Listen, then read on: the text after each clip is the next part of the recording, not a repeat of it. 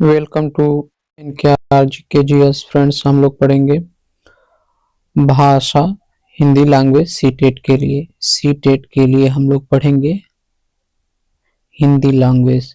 और हिंदी लैंग्वेज में आज जो है हमारा 4th नंबर टॉपिक होगा, जिसमें टॉपिक का नाम है मौखिक और लिखित रूप में विचारों के संप्रेषण के लिए किसी भाषा के अधिगम में व्याकरण की भूमिका पर विवेचन संदर्श। तो चलिए सेशन को स्टार्ट करते हैं। स्टार्ट करने से पहले यदि आप चैनल पर नए हैं तो सब्सक्राइब कर लीजिए।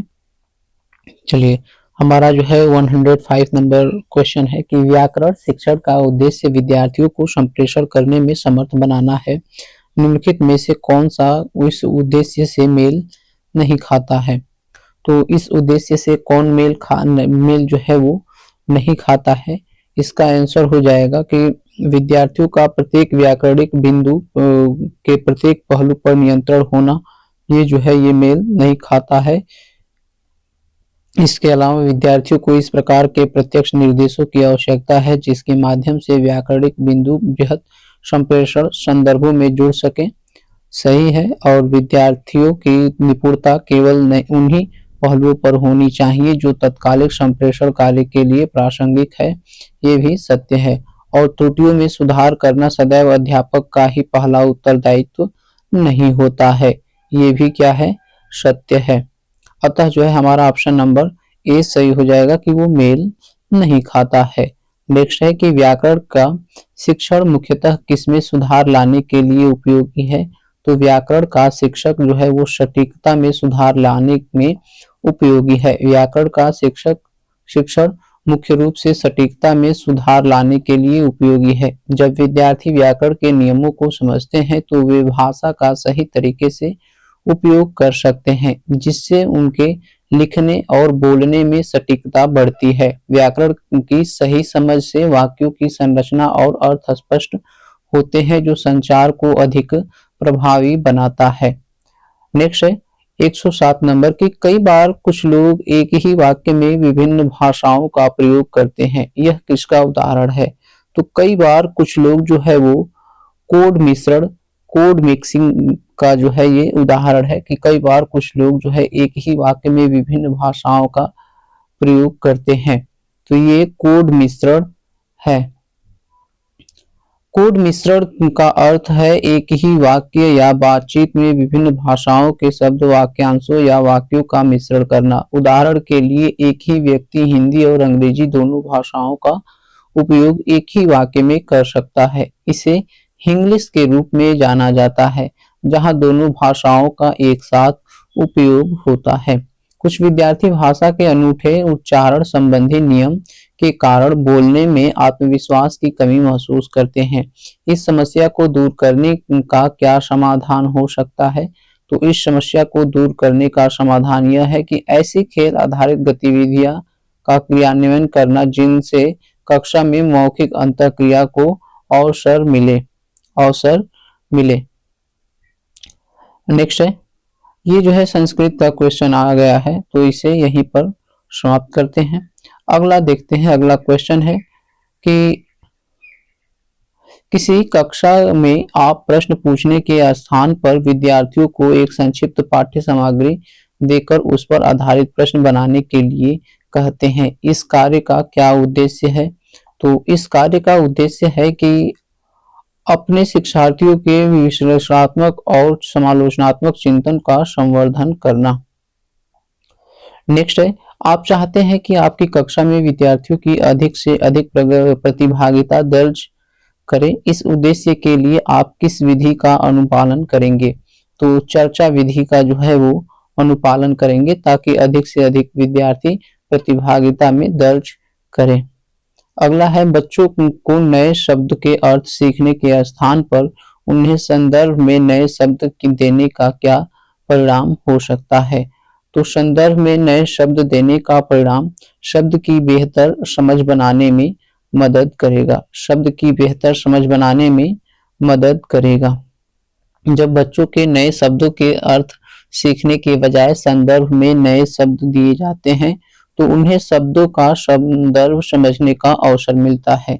इसमें वे शब्द को उस विशेष संदर्भ में कैसे उपयोग किया जाता है यह समझने में मदद करता है, जिससे उनका शब्दार्थ और भाषिक कौशल बेहतर होता है। इस प्रक्रिया से शब्दों को याद करने में मदद मिलती है क्योंकि वे वास्तविक जीवन में उनके उपयोग को समझते हैं।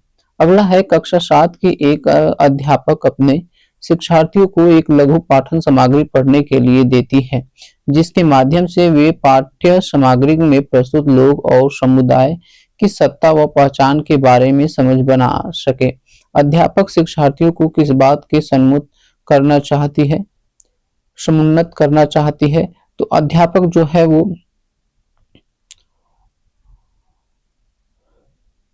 अध्यापक अध्यापक जो है वो समालोचनात्मक साक्षरता को जो है वो बढ़ावा देना चाहती है, समुन्नत करना चाहती है। अदिति भूतकाल के नियम जानती है परंतु संदर्भ के अनुसार उसका प्रयोग नहीं कर पाती है। उसके पास किस प्रकार का ज्ञान है, तो उसके पास जो है वो घोषणात्मक ज्ञान है। घोषणात्मक ज्ञान है। अदिति के पास भूतकाल के नियमों का घोषणात्मक ज्ञान है, जिसका मतलब है कि वे नियमों का ज्ञान है लेकिन वह संदर्भ के अनुसार उनका प्रयोग नहीं कर पाती है। यह घोषणात्मक ज्ञान है। आगे है एक प्रकार का ज्ञान है जिसमें किसी विषय या विषय से संबंधित तथ्यों और जानकारी का संग्रह होता है लेकिन इसका व्यवहारिक अनुप्रयोग या अनुप्रयोग नहीं होता है। नेक्स्ट है कि संदर्भ में भाषा की सामग्री प्रस्तुत करना, शिक्षार्थियों का ध्यान भाषा के सामग्री की ओर दिलाना, जीवन की वास्तविक परिस्थितियों में भाषा प्रयोग के योग्य बनाना और शिक्षार्थियों का ध्यान खोजबीन के द्वारा उसके नियमों की ओर दिलाना। ये सब जो है ये सचेतनात्मक जागृति करना है। सचेतनात्मक जागृति करना है। सचेतना जागृति करना एक विधि है जिसमें शिक्षकों को उद्देश्य छात्रों को किसी विशेष विषय या भाषा सामग्री के प्रति जागरूक करना होता है। यह विधि विशेष रूप से संदर्भ में व्याकरण शिक्षण के लिए उपयुक्त है क्योंकि इसमें छात्रों को भाषा के नियमों या संरचनाओं के बारे में पहले से ही सचेत किया जाता है। इसके माध्यम से छात्रों का ध्यान उन नियमों की ओर आकर्षित किया जाता है जिन्हें वे अधिक समझने और सीखने की कोशिश करेंगे। सचेतना जागृत करने के दौरान शिक्षक छात्रों को विभिन्न उदाहरणों और संदर्भों से जोड़कर व्याकरण के नियमों के बारे में बताता है, जिससे छात्रों को उससे अपने जीवन और भाषा में प्रयोग में लागू करने का अवसर मिलता है। भाषा अधिगम में सर्वांगी सिस्टमिक दक्षता क्या है? तो भाषा अधिगम में इस बात को समझना और प्रयोग में लाना भाषा का एक व्यवस्था के रूप में कार्य करती है। भाषा अधिगम में सर्वांगीण दक्षता। भाषा अधिगम में सर्वांगी दक्षता का अर्थ है भाषा के सभी पहलुओं और कौशलों में कुशलता प्राप्त करना। यह प्रक्रिया भाषा के विभिन्न आयामों जैसे सुनना, बोलना, पढ़ना आदि लिखना के साथ साथ भाषा के व्याकरण, शब्दावली, उच्चारण और संस्कृति संदर्भ को शामिल करती है। संवेगी दक्षता के पहलू हैं तो सुनने की दक्षता, बोलने की दक्षता, पढ़ने की दक्षता, लिखने की दक्षता और सामाजिक और सांस्कृतिक संदर्भ, भाषा के व्यवहार और संरचना की समझ, शब्दावली के विकास है। अगला है कॉलम ए और कॉलम बी, इसका जो है सही संबंधित गतिविधि से मिलान करना है। तो हमारा सही उत्तर कुछ इस प्रकार से हो जाएंगे कि संप्रेषण भाषा शिक्षण जो है, संप्रेषण भाषा शिक्षण का हो जाएगा सामाजिक रूप से स्वीकृत और संदर्भ के अनुरूप तथा प्रत्यक्ष विधि क्या है, तो व्याकरण के आगमनात्मक तरीके से पढ़ना पढ़ाना। और व्याकरण अनुवाद क्या है, तो लिखित साहित्य सामग्री है। और वेस्ट की नवीन विधि क्या है, तो मौन पाठन जो है ये वेस्ट की नवीन विधि है। अगला क्वेश्चन है कि किसी भी कहानी का समय और स्थान क्या कहलाता है, तो किसी भी कहानी का समय और स्थान सेटिंग कहलाता है। कहानी हिंदी गद्य लेखन की एक विधा है। 19वीं सदी में गद्य में एक नई विधा का विकास हुआ जिसे कहानी के नाम से जाना गया। वह समय और स्थान जिसमें कोई कहानी घटित होती है उसे सेटिंग कहा जाता है। कुछ कहानियों के लिए सेटिंग बहुत महत्वपूर्ण होती है, जबकि अन्य के लिए नहीं। अगला है, अध्यापक ने बच्चों को रेस्टोरेंट से जुड़ी शब्द संपदा से परिचित कराने वाला काम दिया। इस पाठ का क्या उद्देश्य होना चाहिए? तो इस पाठ का उद्देश्य होना चाहिए कि शिक्षार्थियों को कोश विषयक सामग्री से परिचित करवाना जो है इस का उद्देश्य होना चाहिए। अगला है, भाषागत कार्य जैसे स्वर, शैली, तान, बालघात और लय को क्या कहा जाएगा? तो इसे छंद शास्त्र कहा जाएगा। भाषा की कक्षा में एक अध्यापक ने विद्यार्थियों के एक समूह को ग्राहक, प्रॉपर्टी डीलर, मकान मालिक और किराएदार का अभिनय कराने के लिए कहा और शेष विद्यार्थियों को कहा कि इस अभिनय को देखें और वार्तालाप का आनंद लें। इस गतिविधि को क्या कहा जाएगा? तो इसे रोल प्ले गतिविधि कहा जाएगा। उस लघु कथा को क्या कहेंगे जिसमें मुख्य पात्र पशु है और नैतिक मूल्यों को उभारते हैं? तो इस को जो है जंतु कथा या फेबल के नाम से जानेंगे, फेबल कहेंगे। घोषणात्मक ज्ञान क्या होता है? तो घोषणात्मक ज्ञान जो है व्याकरणिक तत्वों के बारे में जानना, ये घोषणात्मक ज्ञान कहलाता है। अगला है, निम्नलिखित में से कौन सा विस्तृत पठन का उद्देश्य नहीं है? तो विस्तृत पठन का उद्देश्य व्याकरण जो है वो अधिगम के लिए पठन होता है, अधिगम के लिए पठन होता है। नेक्स्ट है कि कक्षा 7 की अध्यापिका जोड़ियों में कार्य करवाने वाली गतिविधि करवा रही है, जिसमें सभी जोड़ियों को 10 वाक्यों की कहानी पर काम करने के लिए देती है। पहली जोड़ीदार पहला वाक्य पढ़ती है और दूसरी जोड़ीदार उस वाक्य को लिखती है, जब अब दूसरी जोड़ीदार दूसरा वाक्य पढ़ती है और पहली जोड़ीदार उस दूसरे वाक्य को लिखती है। इस तरह से दोनों जोड़ीदार कहानी पूरी करते हैं। बाद में वे मूल कहानी से अपने लिखे हुए की तुलना करते हैं। इस गतिविधि को क्या कहेंगे? तो इस गतिविधि को पारस्परिक श्रुतलेख गतिविधि कहते हैं। नेक्स्ट है, व्याकरण के शिक्षण अधिगम में प्रक्रियात्मक ज्ञान क्या है? तो व्याकरण के शिक्षण अधिगम में प्रक्रियात्मक ज्ञान जो है वो यह जानना कि व्याकरणिक प्रश्न तत्वों को कैसे किया जाए, यह है। एडरसन 1985 ने ज्ञान को 2 विभिन्न कोष्ठों में वर्गीकृत किया, जो कि घोषणात्मक ज्ञान और प्रक्रियात्मक ज्ञान है। प्रक्रियात्मक ज्ञान किसी विशिष्ट कौशल या कार्य को करने का ज्ञान है। इसे विधियों, प्रक्रियाओं या उपकरणों के संचालन से संबंधित माना जाता है। व्याकरण के शिक्षण अधिगम में प्रक्रियात्मक ज्ञान यह जानना है कि व्याकरणिक प्रश्न तत्वों को कैसे किया जाए। अगला है, शब्दावली के प्रयोग के संबंध में व्याकरण शिक्षार्थियों को क्या करने की दृष्टि प्रदान करता है? तो शब्दावली के प्रयोग के संबंध में व्याकरण जो है वो व्याकरण एक प्रकार से शब्दावली के प्रयोग के संबंध में व्याकरण शिक्षार्थियों को शब्दकोशीय बिंदु को अर्थपूर्ण और संप्रेषणात्मक अभिव्यक्ति में जोड़ पाने की दृष्टि प्रदान करता है। इसमें किसी व्यक्ति के शब्दावली ज्ञान और मौखिक और लिखित संचार दोनों में उपयोग को बढ़ाने के लिए डिजाइन की गई रणनीतियों, तकनीकों और गतिविधियों को शामिल किया गया है। शब्दावली का प्रयोग शिक्षार्थियों को ऐसे वाक्यांश बनाने में सक्षम बनाता है जो उनके विचारों को सुसंगत और संप्रेषित तरीके से प्रभावी ढंग से व्यक्त करते हैं। अगला है, जब एकल भाषी वक्ता एक समान बोले गए या भाव वाले विचार के भीतर वाक और औपचारिक से अनौपचारिक स्थिति में जाते हैं तो वे किसमें संलग्न है? तो वे जो है कोड परिवर्तन में संलग्न है। अगला है कि पहले के ज्ञान के प्रत्यास्मरण के लिए विद्यार्थियों को संकेत देना महत्वपूर्ण है और तर्क है कि पहले के ज्ञान के प्रत्यास्मरण से विद्यार्थियों को जानी गई भाषा से नई भाषा में संबद्धता स्थापित करने में मदद मिलेगी। तो ए और आर दोनों सही है और आर ए की सही व्याख्या करता है। नेक्स्ट है, किसी विधि में शिक्षार्थी की प्रथम भाषा शिक्षण में केंद्रीय भूमिका निभाती है? तो व्याकरण अनुदान विधि। किसमें? व्याकरण अनुदान विधि में। नेक्स्ट है कि किसी भाषा विशेष में ध्वनि की सबसे छोटी इकाई जिसके आधार पर शब्दों की अलग अलग पहचान बनाती है क्या कहलाती है? तो ये स्वनिम फोनिम कहलाती है।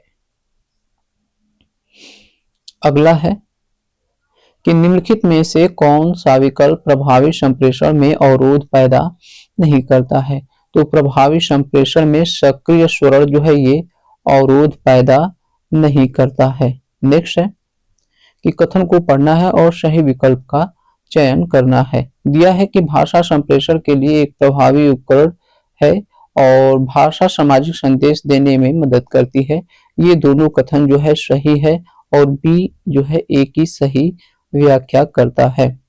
अगला अभिकथन है कि भाषा का कार्यात्मक मॉडल संप्रेषण क्षमता की अवधारणा से जुड़ा है और तर्क है कि भाषा कार्यात्मक अर्थों की अभिव्यक्ति और वास्तविक दुनिया की गतिविधियों को करने में एक माध्यम है। तो ये दोनों कथन जो है वो सही है, दोनों कथन सही है और आर जो है एक ही सही व्याख्या करता है। अगला है कि जब शिक्षार्थी लेखन प्रक्रिया शुरू करते हैं तो पहला चरण है, तो पहला चरण जो है वो मस्तिष्क आलोड़न होता है। नेक्स्ट है भाषा संप्रेषण भाषा शिक्षण शिक्षार्थियों को कक्षा में उद्देश्यपूर्ण बातचीत में भागीदारी निभाने हेतु अवसर देने पर बल देती है क्योंकि यह बढ़ावा देती है लक्ष्य शून्य भाषा में वार्तालाप करने संबंधी और कौशल में सुधार से संबंधित को जो है ये बढ़ावा देती है। नेक्स्ट है 137 नंबर क्वेश्चन है कि छोटे बच्चों से बातें करते समय सरल वाक्य उच्च तान और अनुतान में बदलाव क्या कहलाता है? तो ये बाल निर्देशित वाक्य कहलाता है। अगला है कि भाषा की ध्वनि की सबसे छोटी सार्थक इकाई क्या है? तो भाषा की ध्वनि की सबसे छोटी सार्थक इकाई स्वनिम है। स्वनिम जो है वो भाषा की ध्वनि की सबसे सार्थक इकाई स्वनिम है। डोनियल जोन्स के अनुसार स्वनिम किसी भाषा की उन ध्वनियों का परिवार होता है जो परस्पर अपने ध्वनि गुणों के कारण संबद्ध होते हुए भी इस प्रकार प्रयुक्त किए जाते हैं कि कोई भी सदस्य किसी भी शब्द में कभी भी उसी ध्वन्यात्मक परिवेश में नहीं आता जिसमें कि अन्य सदस्य आते हैं। अगला है निम्नलिखित में से कौन किसके आधार पर संप्रेषण एक चक्रीय प्रक्रिया कहलाती है? तो चक्रीय प्रक्रिया प्रतिपुष्टि के आधार पर कहलाती है, प्रतिपुष्टि के आधार पर चक्रीय प्रक्रिया कहलाती है। नेक्स्ट है 140 नंबर क्वेश्चन है कि स्वर शैली लहजा किस में भिन्नता दर्शाता है? तो स्वर शैली लहजा जो है वो स्तर पिच शैली को दर्शाता है। स्वर शैली इसके अंतर्गत बोलने में आवाज का उतार चढ़ाव होता है। यह बोलते समय उच्चारण के अर्थ में बदलाव लाता है तथा श्रोता के अर्थ का एक विचार देता है। अगला है 142 नंबर क्वेश्चन है कि निम्नलिखित में से कौन सा प्रभावशाली तरीके से व्याकरण पढ़ने के संदर्भ में सही नहीं है? तो नियमों को याद करके अभ्यास ड्रिल द्वारा व्याकरण सीखना ये जो है संदर्भ में सही नहीं है, प्रभावशाली तरीका ये सही नहीं है। इसके अलावा उचित संप्रेषण द्वारा नियमों को प्रेषित किया जाना या फिर संदर्भ में व्याकरण के प्रासंगिक नियम प्रस्तुत करना या फिर वास्तविक जीवन से जुड़े संप्रेषण द्वारा अभ्यास के लिए नियम बताना ये सभी सही है। अगला क्वेश्चन देखते हैं। अगला दिया है कि निम्नलिखित में से कौन सी भाषा शिक्षण की अवधारणा नहीं है? तो भाषा शिक्षण की अवधारणा जो है वो तांत्रिक संबंधी चक्र जो है वो नहीं है। कौन सा कथन व्याकरण शिक्षण के संबंध में सही नहीं है? तो व्याकरण शिक्षण के संबंध में सही नहीं है। तो सी शब्दों के बीच जुड़ाव बनाने के लिए मानसिक छवियों का सृजन जो है ये संबंधित नहीं है। अगला है कौन सा वाक्यांश भाषा के संदर्भ में सही नहीं है? तो भाषा के संदर्भ में खोजबीन जो है वो सही नहीं है। रचनात्मकता के बारे में कौन सा कथन सही नहीं है? तो रचनात्मकता में आनंद मिलता है, ये तो सत्य है। कथ्यात्मक कल्पनात्मक और जागृति करती है, सही है। रचने की प्रवृत्ति पर बल मिलती है और परिचित नए रूप में समझने का मौका देती है, ये भी सही है। ये कथन ऑप्शन नंबर सी जो है हमारा क्या हो जाएगा, गलत हो जाएगा। चलिए देखते हैं अगला क्वेश्चन कि व्याकरण कैसे पढ़ाई जानी चाहिए। तो संदर्भ में या फिर पृथक रूप में, ड्रिल और अभ्यास द्वारा, या नियमों को रटा करके। तो ये गलत हो जाएगा, ये सभी व्याकरण को संदर्भ में पढ़ाया जाना चाहिए। अगला है कि व्याकरण संदर्भ में पढ़ाई जानी चाहिए। व्याकरण की कक्षा में निम्नलिखित तरीके प्रयुक्त किए जाते हैं। पहले सामान्य चर्चा के द्वारा व्याकरण के रूप में प्रस्तुत करने चाहिए तथा भाषा व्यवहारिक विषय है। इसे सीखने या अर्जित करने के लिए बातचीत, संवाद, परस्पर अंतःक्रिया आवश्यक होती है और आपस में चर्चा करके विद्यार्थी स्वाभाविक रूप से व्याकरणिक नियमों को ग्रहण कर सकते हैं। अगला देखते हैं, अगला टॉपिक है 148 नंबर की। अध्यापिका अपने शिक्षार्थियों को अपने लेखन को अंतिम रूप से देने से पहले योजना बनाने और प्रारूपण के चरणों से परिचित कराना चाहती है। अध्यापिका किसका अनुसरण कर रही है? तो अध्यापिका लेखन और प्रक्रिया उपागम का अनुसरण कर रही है। यदि शिक्षार्थी लक्ष्य भाषा के संदर्भ में कम अभिज्ञ हैं तो इस स्थिति में व्याकरण शिक्षण का क्या तरीका होना चाहिए? तो इस स्थिति में अंतःक्रियात्मक और शिक्षार्थी केंद्रित होना चाहिए। ध्वनियों के आधार पर शब्द समूहों की श्रेणी को क्या कहा जाएगा? तो ध्वनियों के आधार पर शब्द समूह श्रेणी को जो है वो ध्वन्यात्मक समूहीकरण कहा जाएगा।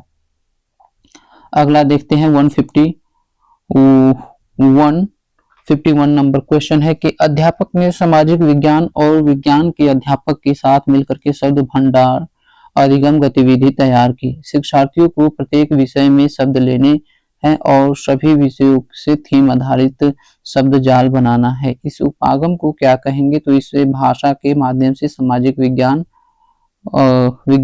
कहेंगे। अगला है पाठ्य सामग्री में व्याकरणिक तत्वों की ओर ध्यान दिलाना और अभ्यास के माध्यम से व्याकरण के नियमों की समझ देना क्या कहलाता है? तो ये अनौपचारिक व्याकरण शिक्षण कहलाता है।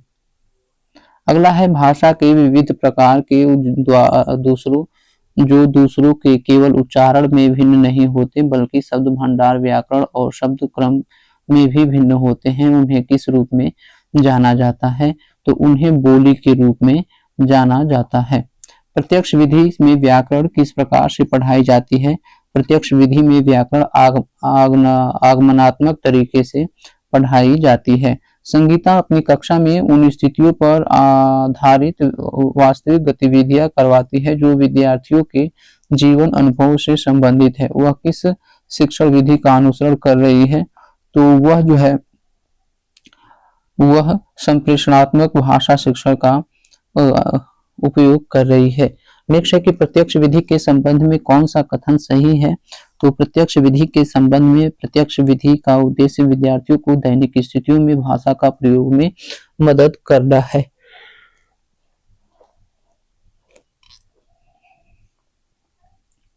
नेक्स्ट देखते हैं, बबीता अपने विद्यार्थियों से आरंभिक ध्वनि उत्पत्ति और तुकबंदी को पृथक करवा रही है। इस तरह से वह उनके किस पक्ष को मजबूत कर रही है?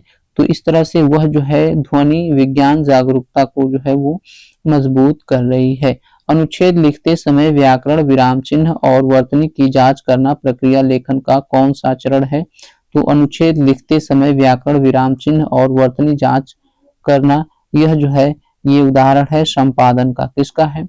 संपादन का। अध्यापक ने कक्षा में ऐसा परिवेश सृजित किया है जिसमें शिक्षार्थी वास्तविक जीवन से जुड़ा संप्रेषण, प्रामाणिक गतिविधियां, अर्थपूर्ण कार्य और बातचीत करने के विभिन्न अवसर प्राप्त करते हैं। अध्यापक किस विधि का अनुसरण कर रही हैं? तो अध्यापक जो है वो अनुसरण कर रही हैं ए। अध्यापक ने कक्षा में ऐसा परिवेश सृजित किया है जिसमें शिक्षार्थी वास्तविक जीवन से जुड़ा संप्रेषण, प्रामाणिक गतिविधियां, अर्थपूर्ण कार्य और बातचीत करने के विभिन्न अवसर प्राप्त करते हैं। अध्यापक संप्रेषण भाषा शिक्षण विधि का अनुसरण कर रही है। अगला है शिक्षार्थियों को शब्द संपदा की समझ देते हुए अध्यापक अर्थ के आधार पर शब्दों के समूह बनाती है, जैसे विद्यालय, कॉलेज, विश्वविद्यालय आदि। इस सामूहिकरण को क्या कहेंगे? तो इस सामूहिकरण को जो है हम कहेंगे अर्थ विज्ञान सामूहिकरण। क्या कहेंगे? अर्थ विज्ञान सामूहिकरण। भाषा के अंतर संबंधित व्यवस्थाओं में क्या शामिल है? भाषा के अंतर संबंध व्यवस्थाओं में ध्वनि विज्ञान और वाक्य विन्यास जो है वो सम्मिलित है। ध्वनि विज्ञान और वाक्य विन्यास सम्मिलित है। अगला देखते हैं, निम्नलिखित में से कौन सी व्याकरण सीखने में सचेतना में वृद्धि करने वाली रणनीति है? तो ये है ऑप्शन नंबर बी, व्याकरण भाषा को संदर्भ में प्रस्तुत करना, शिक्षार्थियों के संज्ञान में लाना व प्रयोग करने के योग्य बनाना तथा बाद में उनका ध्यान उनके नियमों की ओर दिलाना है। अगला है वह कार्य जो शिक्षार्थियों को शब्दों की आकृतियों से जुड़ने, अर्थ निकालने तथा प्रयोग करने में सहायता करता है। तो वह क्या है?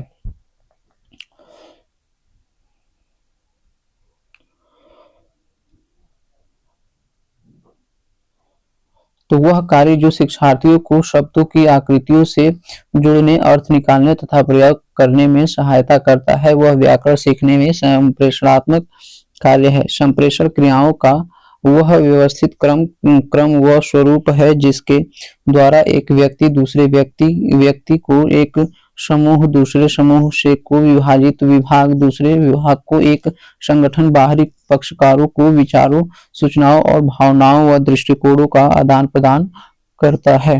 अगला है, एक शिक्षार्थी नए व्याकरणिक रूपों को सीखते समय पहले से सीखे हुए व्याकरणिक नियमों को आधार बनाती है। इस अधिगम तकनीकी को क्या कहा जाएगा? तो इस अधिगम तकनीकी को संज्ञानात्मक युक्तियां कहा जाएगा। संज्ञाएं क्रियात्मक विशेषण, क्रिया विशेषण के रूप में वर्गीकृत किए गए हैं। तो ये विषय वस्तु के शब्द हैं। क्या है? विषय वस्तु के शब्द हैं। नेक्स्ट है, एक शिक्षिका अपनी कक्षा में विद्यार्थियों को दो दो समूहों बनाती है और उन्हें 18 वाक्यों वाली एक कहानी देती है। उनमें से एक जोड़े के पास विषम संख्या वाले वाक्य 1, 3, 5 छपे हुए हैं तथा अन्य वाक्य खाली हैं, जबकि दूसरे जोड़े में सम संख्या वाले वाक्य 2, 4, 6 तथा विषम संख्या वाले वाक्य खाली हैं। विद्यार्थियों को जोड़े में एक दूसरे को वाक्यों को पढ़कर सुनाना है तथा कहानी को पूरा कर लिखना है। इस श्रवण, वाचन, पठन और लेखन सम्मिलित है। इस कार्य को किस रूप में जाना जाता है? तो इस कार्य को जो है वो पारस्परिक श्रुतलेख के रूप में जाना जाता है। अगला है कि एक शिक्षिका प्रतिदिन निम्नलिखित गतिविधि आयोजित करती है। कौन सी गतिविधि? तो कक्षा को 5 समूह में बांट करके उन्हें समूह में बातचीत करने के लिए दिन प्रतिदिन के विषय देती है। बाद में प्रत्येक समूह से एक विद्यार्थी को लेती है तथा उन्हें पूरी कक्षा के सामने एक समूह के रूप में बातचीत करने के लिए कहती है। तो ये है आधारभूत अंतःवैयक्तिक संप्रेषण कौशल। अगला है कि एक भिन्न कक्षा में टॉपिक है अगला 5 नंबर की, एक भिन्न कक्षा में भाषा पढ़ाने की चुनौतियां, भाषा की कठिनाइयां, त्रुटियां और विकार। तो इसे पढ़ेंगे अगले सेशन में। तब तक के लिए धन्यवाद। Thanks for watching. Please like, share, comment and subscribe.